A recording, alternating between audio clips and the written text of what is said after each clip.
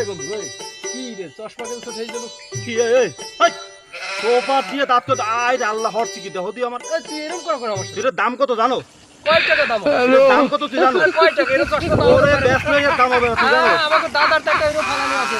তোর দাদার চশমা এই চশমা ওরা গেল গোপালগঞ্জ দিয়ে কেনা ওই এটা দাদাটা আব্দুলিস না গোপালগঞ্জ থেকে কিনছি গোপালগঞ্জ ইস ও গোপালগঞ্জ দিয়ে কিনবে লইছে। গোপালগঞ্জ দেখো? হাতে কি ওটা দেখি? এটা গড়ি গড়ি ও ভাইসু কই? আমেরিকা থেকে আনা আমেরিকা ওই আমাকে বালিশের নিচে একটা থোয়া আছে দাদার তাই রম নষ্ট গোল্ড গোল্ড এই দেখ স্বর্ণ দিয়ে বাঁধানো আমেরিকা থেকে আনছি আমেরিকা ছাড় এটা ফাইজলামি শুরু করছে। তুই তো বেটা ইয়ার ধারে কাছে যাইতে পারিস তোর কাছে ভালো লাগে আবার এটা গেঞ্জি গাইতেছো।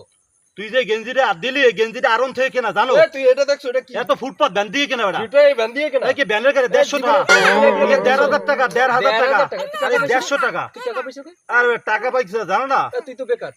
আমি বেকার তুই টাকা ডলার ইনকাম করি ডলার ডলার আমার দরকার নেই। ডলার ছিল না, না, ডলার আমরা বাঙালি বা টাকা বুঝি। তুই দূরে যা দূরে যা এই কি তুই ঠেলা দাও কেন? এই আমার গায়ে দিয়ে কথা কয় এই, গায়ে দিয়ে কখনো কথা কবি না তুই গায়ের দেশে তুই আবার কাউ গায়ে তোর গায়ে দিতে পারি তুই তো ছোট মানুষ ছোট মানুষ।